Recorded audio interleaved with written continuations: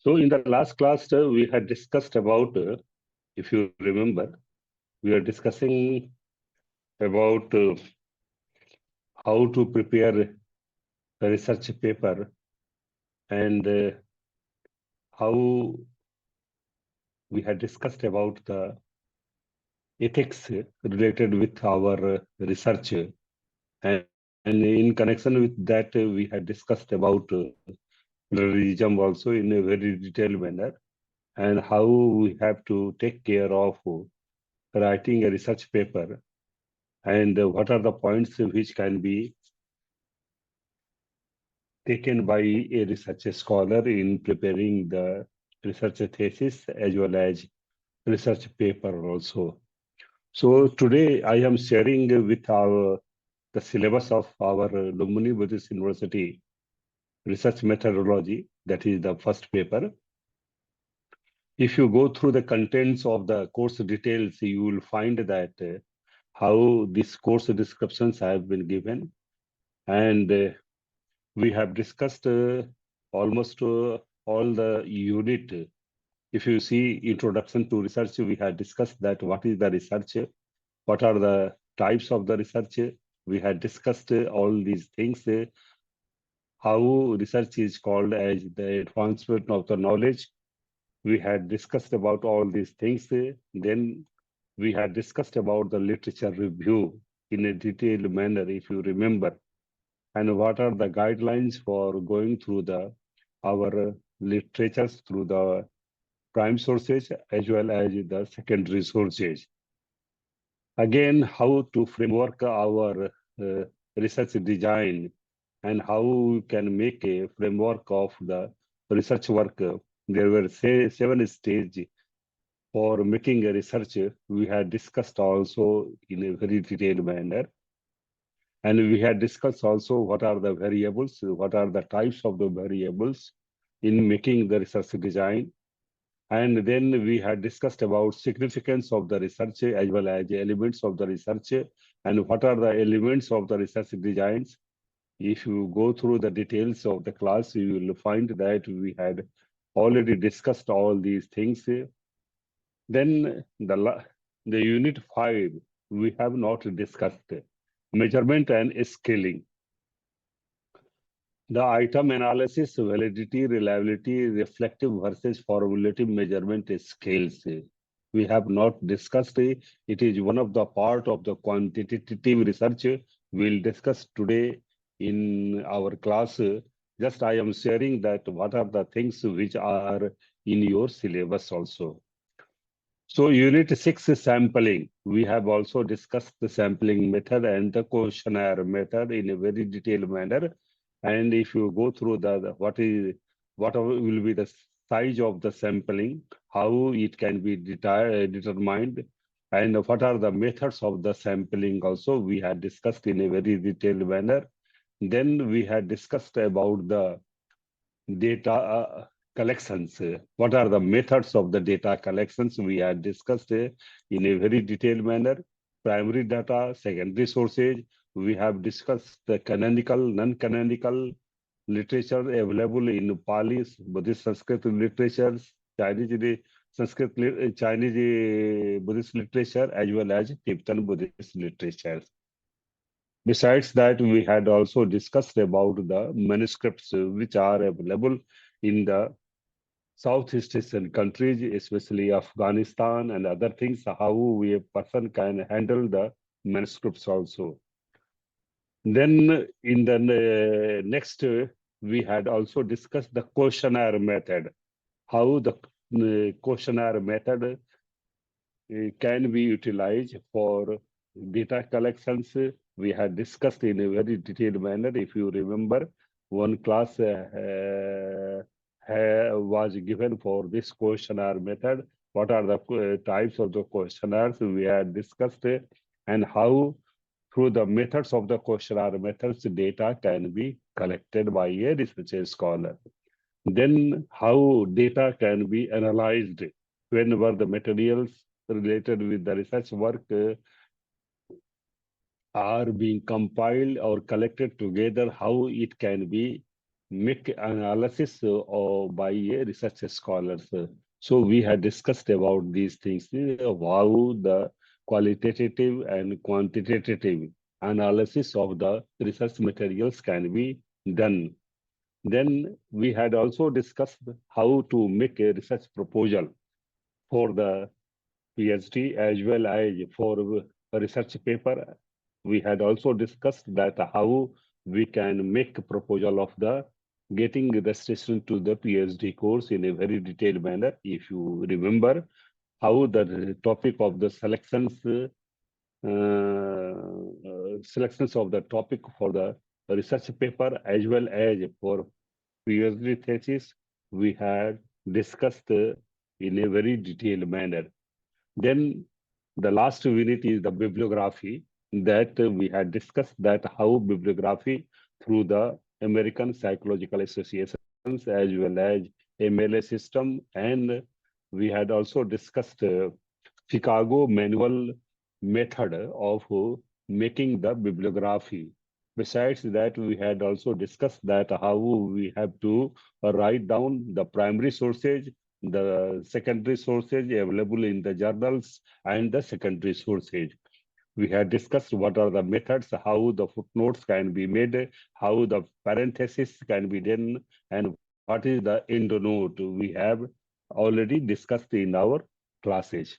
So this is our first paper related with our, in a very detailed manner, we have discussed about all these things.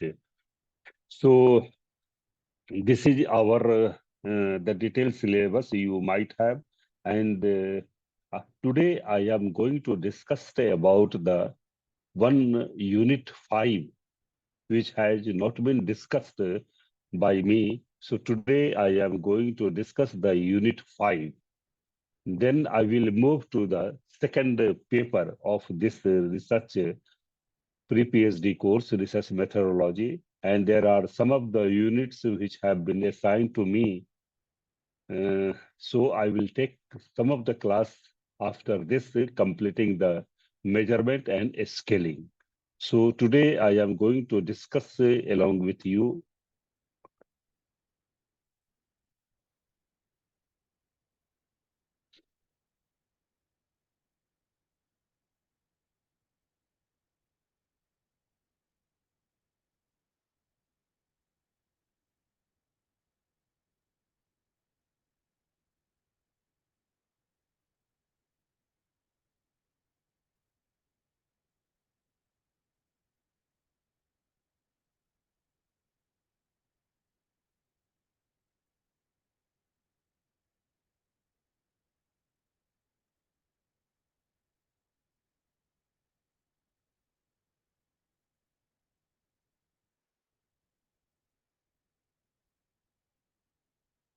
So screen is shareable. So today I am going to discuss with you measurement and scaling. We have already discussed there are two types of research method which are used in our social sciences as well as arts and humanities. That is the qualitative method and quantitative method. We have already seen that quantitative research method is also called as empirical method of research. So this measurement and scaling comes under the quantitative method of research. There are so many things which we have already discussed under the quantitative method, which is based upon the numerical observations or numerical findings. We had also discussed about the sampling and the questionnaire method, how the population or the medicines types of research can be conducted through the sampling method and the questionnaire method. So this is the measurement and scaling. This is also one of the part of our quantitative method. As the name shows itself, that measurement through the weight or through the measurement, measuring through the size, through the length also. This is the how the quantitative method through the method of the measurement. And if it comes the scaling, if you go in the civil engineering and other things where the scales are used for the method of the research, this is the general understanding of the measurement and scaling, where the analysis through the method of the numerical data, which is a part of quantitative method of research. Under this, there is a also called as measurement and scaling method of our research. So let us discuss what is measurement and scaling. So measurement in research is composed of allocating numbers to empower events confronting to a sets of rules. There are a three-level process, picking observable empirical events using numbers or symbols to denote a signs of the events and applying a mapping standard to rectify the observable observations to the symbol. So through the method of the symbol as well as through the using numbers, the measurement can be done, or through the method of the scaling. So this is the measurement in a technical sense when we are talking about the research method through the quantitative method. Concepts used in research may be categorized as objects or as property objects. Objects contains the things of the common experience, while properties and features of the objects like weight, height, posture, attitude, intelligence, leadership, ability, class affiliations, or the status. Whenever we are talking about the anything particulars, everything has its own characteristics as well as its own properties also. Suppose there is a anything which is called as consciousness. Consciousness has the quality or the characteristics to know the objects. That is why it is called as alamban chinteti chittam. So there is the characteristics. If you say that it contains the characteristics. And whenever we are talking about the property, there are 89 or 121 types of consciousness. It comes under the properties. So there are everything whenever we are talking.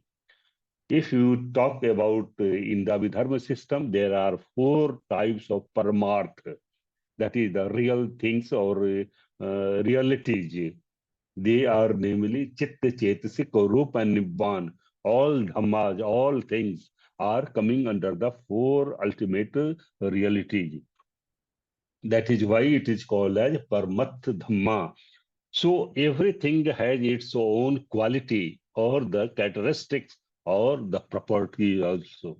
So even when we are talking about the our weight, height, postures, attitude, these are, or whenever we are talking about the artificial intelligence, AI, or whenever we are talking about the intelligence quotient, IQ, or whenever we are talking about the wisdom, whenever these types of research are being conducted, when a person who is interested for the research of the understanding about the emotions of a person, so it comes under whenever the numerical data which are available in the numbers through the measurement, through the heights, through the scaling of the things, it is called as measurement. So this is the object contains the things of the common experience, while properties, these are the features of the object like weight, height, postures, attitude, intelligence, leadership, ability, class affiliation, or status. Whenever we are talking about the status of Buddhist in Maharashtra or Arunachal Pradesh or in Manipur, so we are talking about that how these numbers who are having a certain Buddhist, we are this type of concepts are coming under the measurement. The findings will come into numbers. Various such properties of a person can be measured in a research status. Researchers do not measure objects or properties, but indicates the properties rather than indicates of the properties of objects. So this is the whenever we are talking about the qualities of a person or properties of a person, it can be measured in a research. So they do not, any researcher do not measure about the objects of the properties, but these are the indicates of the properties rather than indicates of the properties of the objects.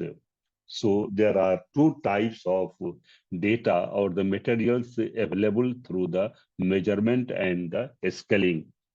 These are the nominal data, ordinal data, interval data, and ratio data. These are the four. So if you go through the names of the nominal means nominative, that is the sangya. Sangya means that is the person's name of the person's rivers, places, mountains. Whenever the data which are collected with the nominal, that is the name, these data are called, and whenever the properties or the qualities of these persons are measured through the numbers, these are called as nominal data. So let us discuss one by one. So this is the nominal data we are going to discuss. That nominal data are very likely to and to a wide extent collected in a business and social science research than in any other. So whenever we are talking about the quantitative method, it is mainly in the social sciences, or especially in the case of when we are talking about the measurement and scaling, it is related with the research which are related with our business or social science subjects. Your social science subjects mainly anthropological and sociological aspects or behavioral aspect, whenever the psychological researches are based through the measurement or scaling, this comes under this nominal data. Nominal data divides a set into mutually exclusive and collectively exhaustive categories. Nominal classification may hold any count of various groups if the characteristics of the groups are being mutually exclusive and collectively exhaustive.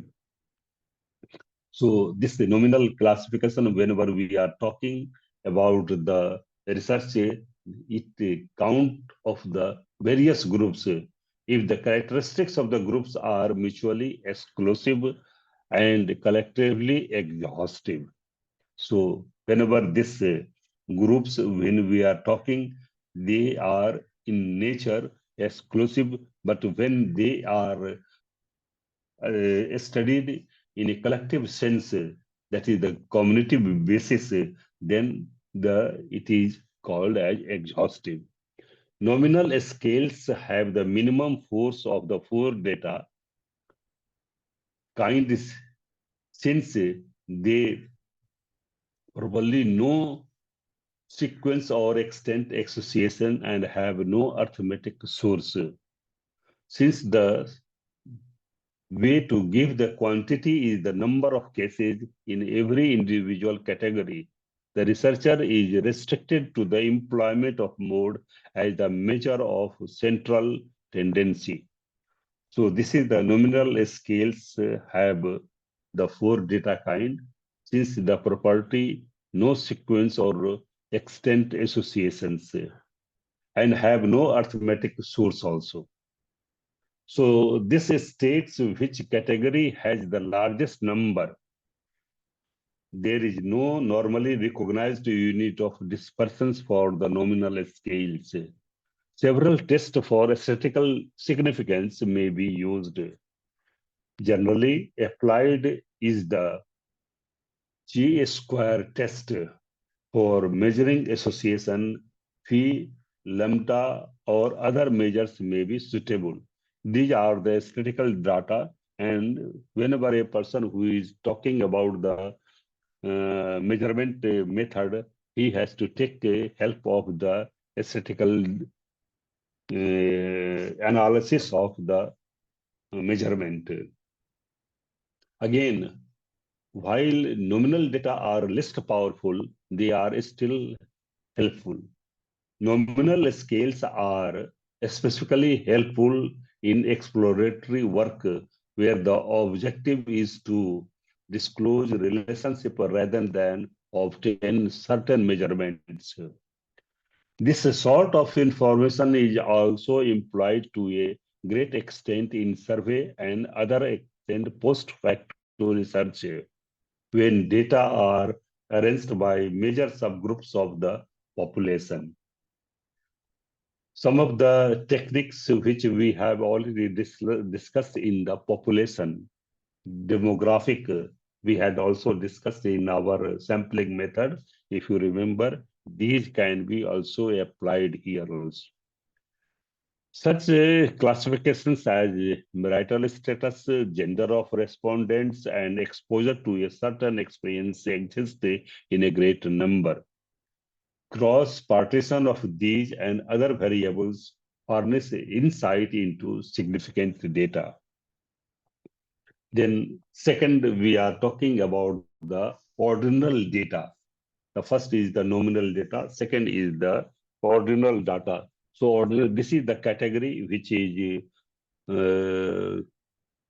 we can understand that how ordinal level and there are frequency and the category these have been given. So this is the table through which we can understand the ordinal data. So ordinal data includes the characteristics of nominal scale as indicator of order.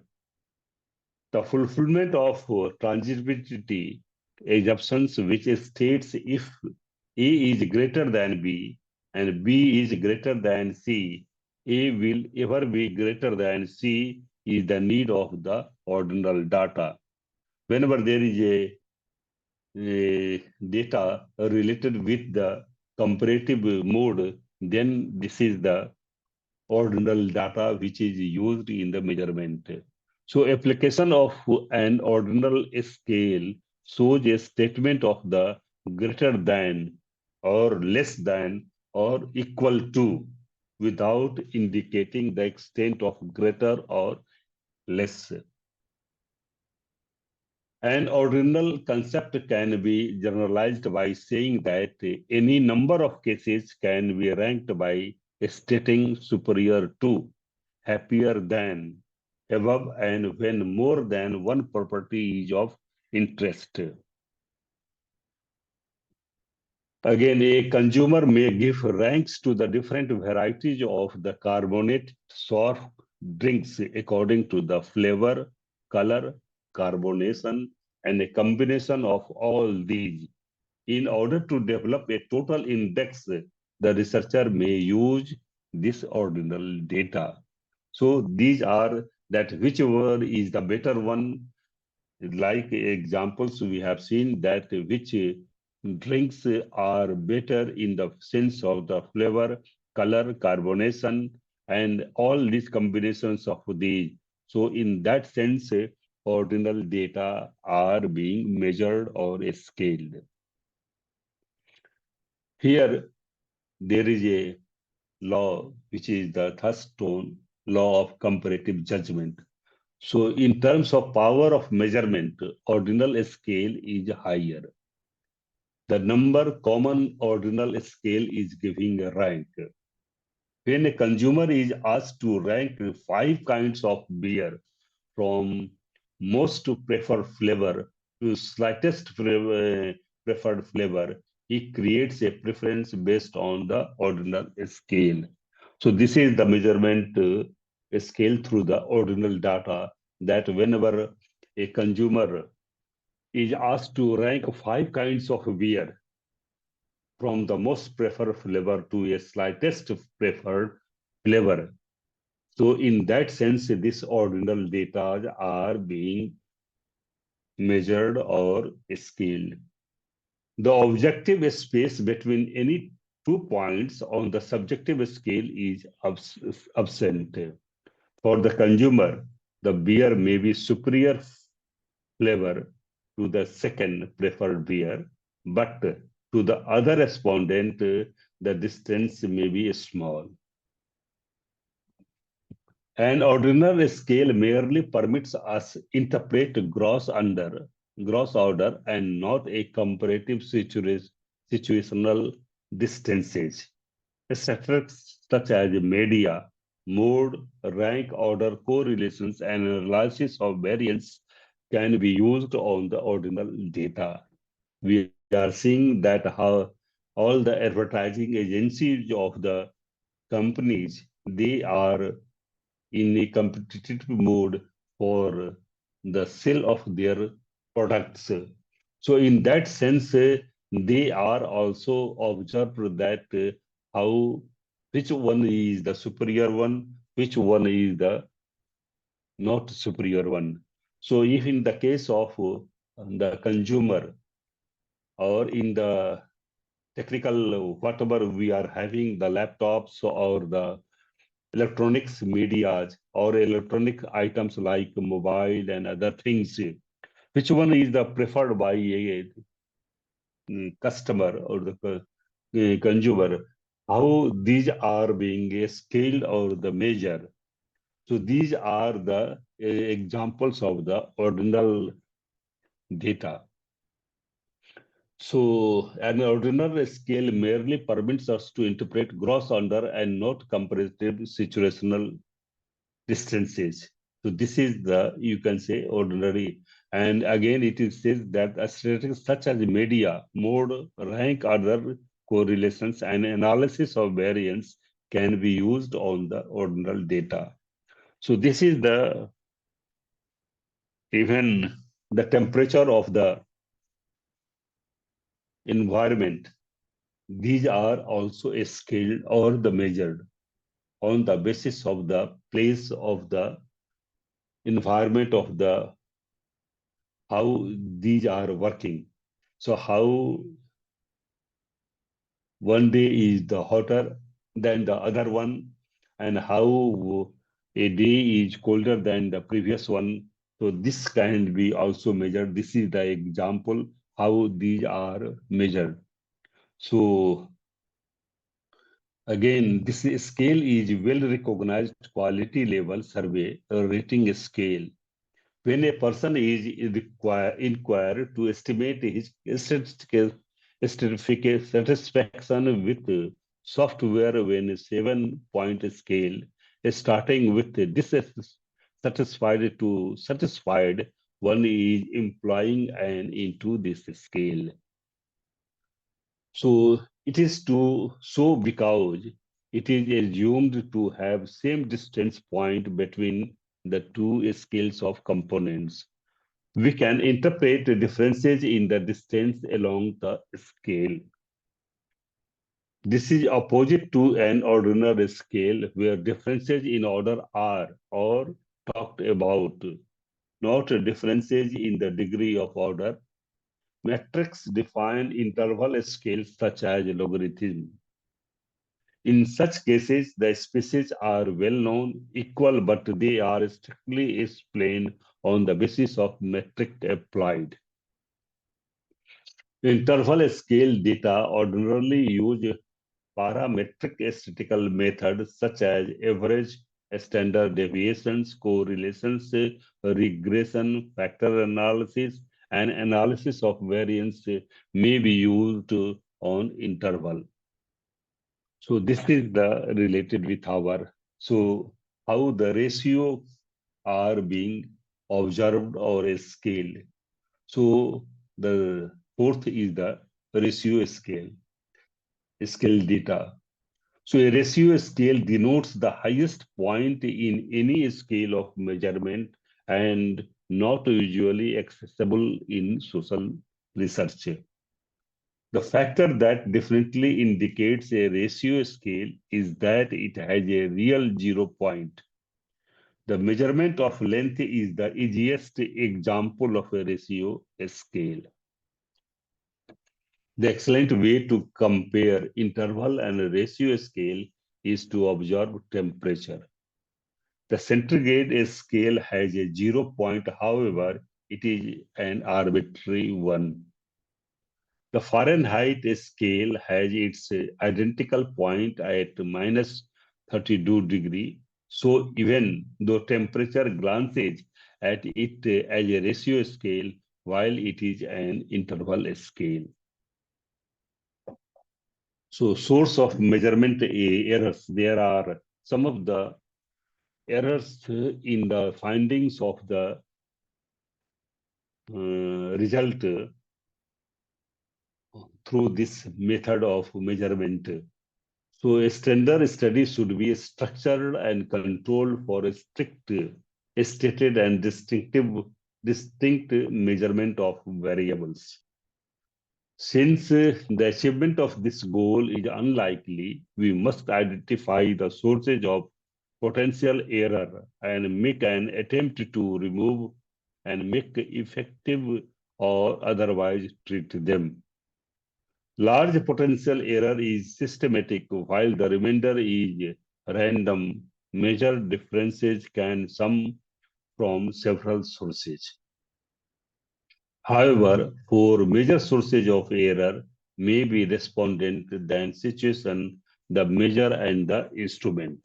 So sometimes the error comes through the instrument or the scale of the measurement also, that whether it is hot or cold, based upon that also sometimes there are errors also. So here respondent opinion difference will come from relatively stable characteristics of the respondent that affect the scores, which include employee status, ethnic group membership, and nearness to plants. Many of these dimensions will be anticipated in the design, but others of a less obvious nature will not be. A traumatic experience a given respondent had with an organization or its personnel may turn a respondent reluctant to express robust feelings containing negation or may have little. What are the situational factors for this measurement? So any existing state that exerts a force on the interview create serious effects on the interviewer respondent rapport is a situational factor. If another person is present, that person can disturb responses by joining in, by diverting attention, or only by presence. If these respondents believe that their identity will not be secret, they may be not be willing to express some of their feelings also. We had also observed these things in the questionnaire method, that how sentiments and emotions of the respondent may be taken care of by the researcher. Intercept interviews are not to draw detailed responses, while in-house interviews more usually do. The next is the measurer who measures the things. The interviewer can twist responses by rearranging the sequence of words, paraphrasing, or changing the sequence of the questions also. But it comes under the ethics of the researcher. We are not allowed to do or we cannot forego some of the our research methods in finding the own result which are suitable to our research objectives. So it is beyond of that, but sometimes they are rearranging or sequence of the words also. Conventional in outward look and action in judge bias. inflections of voice, and concerns of unaware, prompting with a smiles, nods, and so forth may inspire with confidence or dissuade certain replies. Careless mechanical process checking of the incorrect response or inability to record full replies will clearly twist results. In the data analysis stage, wrong coding, reckless tabulation, and erroneous statistical calculation may bring in further errors. Now, the instrument, how these are used for the measurement and scaling. So an imperfect instrument can create distortion in four major ways. First, they can be too confusing and vague. The use of difficult words and syntax beyond the understanding of the respondent is representative. We had also discussed that whenever you are using the questionnaire method, the questions must be in a simple manner so that respondent can answer these questions in a very comfortable manner. Whenever the language of the questions are in very hard, difficult words or the syntax which are beyond understanding, these may create some problem in finding the result. Leading questions, unclear meanings, build effects, and several questions suggest the width of the problem. A major difficulty is to find, sort out instrument insufficiency is imperfect. Sampling of the population of the content items. Seldom does the instrument explore all the potentially important issues. Even if the general problems are examined, the question may not include adequate facets of each area of concern. So here, if you see all the questionnaire method which we have discussed, these are also applying in the measurement and the scaling.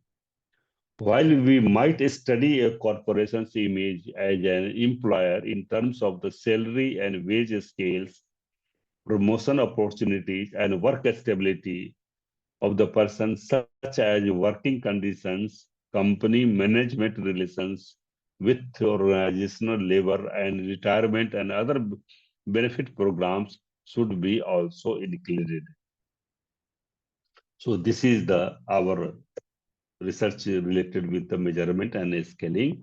So how the good measurement can be undertaken by a research scholar, there are some of the point that a tool should be an exact pointer of what one is concerned to measuring.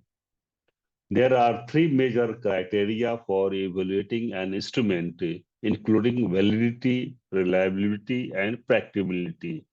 So these are 3 points which are for the exact or good measurement. First is the validity. Here, validity relates to a degree to which a test measures what one actually desires to measure. A widely accepted classification of validity consists of content, criteria-related construct. So here there are, what are the types of the validity? So it has been given content validity refers to the space to which a measure covers adequate the topic under study. It is the representativeness or the adequacy in sampling the content of the measuring instrument. If the instrument contains a sample which is representative of the population of the subject matter of interest, content validity is satisfactory. So we have also discussed in the case of the sampling method also. So here some of the sampling, these are also method are used in measurement and scaling also. If the instrument contains a sample which is representative of population of the subject matter of interest, content validity is satisfactory. In order to assess the content validity of an instrument, one must first consent on the elements constituting the adequate inclusion of the problem. For example, what knowledge, attitudes, and opinions are relevant to the measurement of the public image of an organization, or what forms of these opinions are relevant positions on these. Is an employee satisfaction study, one must first decide the factors influence employee satisfaction. If the questionnaire adequately covers the issue as the relevant dimensions, the instrument is deemed to have good counter validity. Content validity is basically judgmental.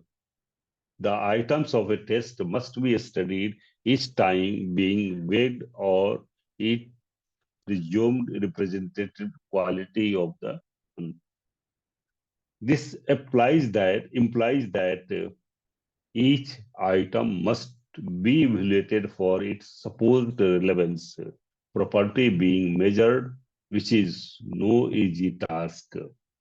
Usually, other competence judges should judge the contents of the items.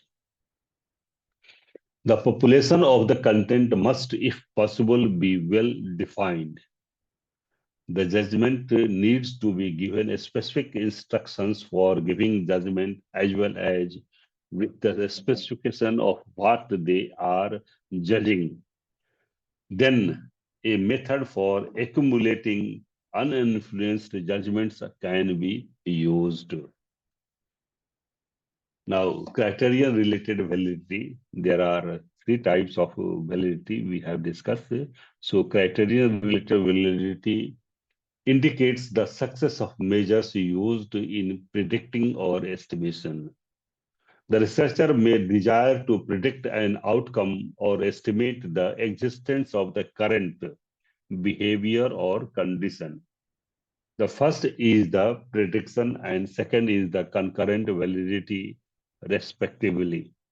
They differ only at a time perspective.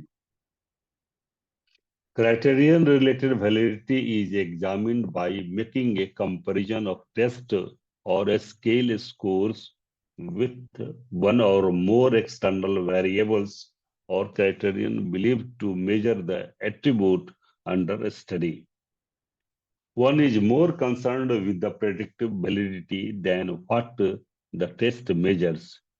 In criterion-related validations, the fundamental interest is often greater in the criterion than the predictors. Again, the higher the correlations, the better is the validity. All tests are predictive as they predict a kind of outcome about some present future state of the affairs. Aptitude tests predict future achievement. What are the things which are beneficial for our measurement and scaling method of research? So here aptitude test, which is a part of the behavior science. So aptitude tests predict future achievement. Achievement test to the predict current and future achievement, and competence and intelligence tests are able to predict the ability to learn solving problems. The greatest problem of the criterion related validity is the criteria itself. Obtaining criteria may be even difficult. What criteria be used to test the predictive validity of a musical aptitude test? Cronbach has particularly assessed the decision aspects of the criterion related validation. A test high in criterion related validity assists researchers take successful decisions in assigning people to treatments, conceiving treatments broadly. Now, next is the constructive validity. The concept of content consistent validity is one of the most significant developments in the modern measurement theory and practice. It is a significant advancement as it combines psychometric notions with theoretical concepts. The measurement expert seeks to explain individual differences in the test score of a measuring instrument. His interest is usually more in the property being measured than the test itself. A researcher generally starts with the constructs or variables entering into the relations. He might have discovered a positive correlation between two measures. The researcher wants to know why these relations exist, what is behind it. He necessarily knows constructs. Now, next, predictive validity involves the ability of a phenomena measured one point of time to predict another phenomenon in future. So another validity test related to the predictive. These are related with the our forecast or how the phenomena which are taking place in our day-to-day life in predicting all these things, these measurement can be taken. If the correlations coefficient between the two is high, measure has a predictive ability. As an example, consider the use of common admission test to shortlist candidates for admissions to the MBA program in a business school. The central admission test CAT scores are supposed to predict the candidate's aptitude for studies. So these tests are being taken by our admissions, especially to the MBA courses by the Indian Institute of Management or other higher business schools.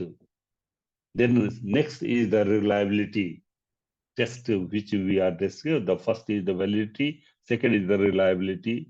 So reliability is related with consistency, accuracy, and predictability to measure. It indicates the extent to which a process of measurement is devoid of random errors. Two methods may be used for checking the reliability of the scale. The test-related reliability and split half reliability. Now, these are some of the things related with the reliability test of the measurement. In this method, measurements repeated of the same respondents using the same measure under similar conditions are taken. A scale is reliable when the two scores are highly correlated. A split half method is applied in case of multiple item measure.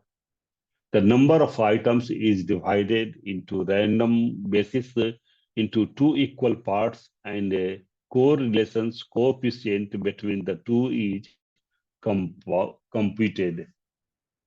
A high correlation indicates that the interest consistency of the construct takes to a greater reliability.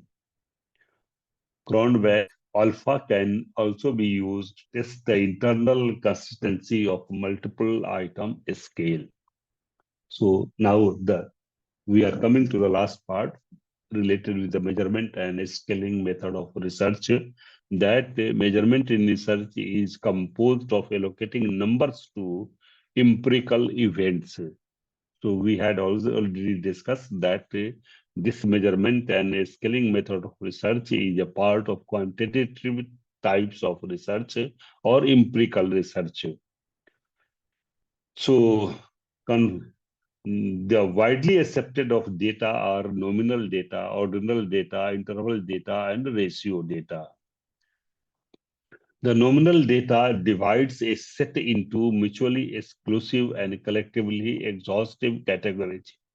The ordinal data includes the characteristics of nominal scale and a indicator of order. The standard survey rating scale is an interval scale.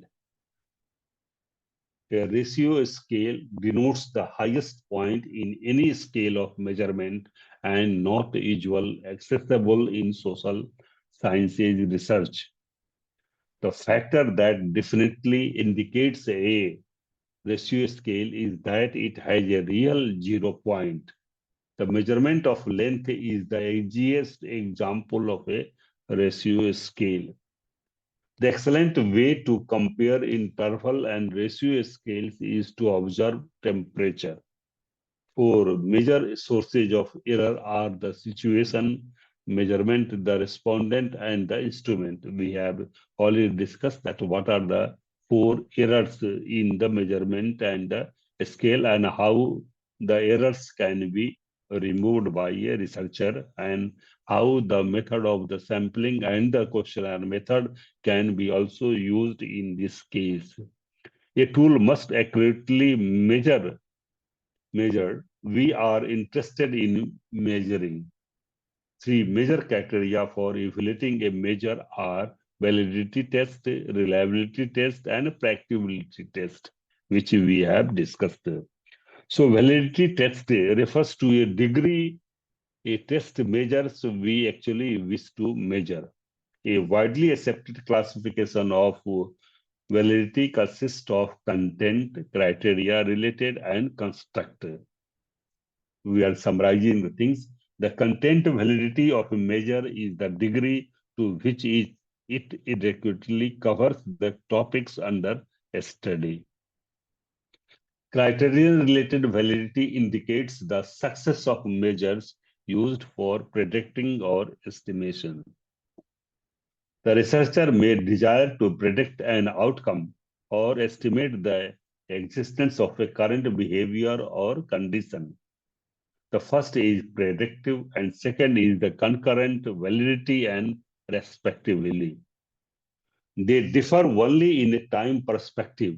In constructive validity, the researcher wants to know why a relation exists.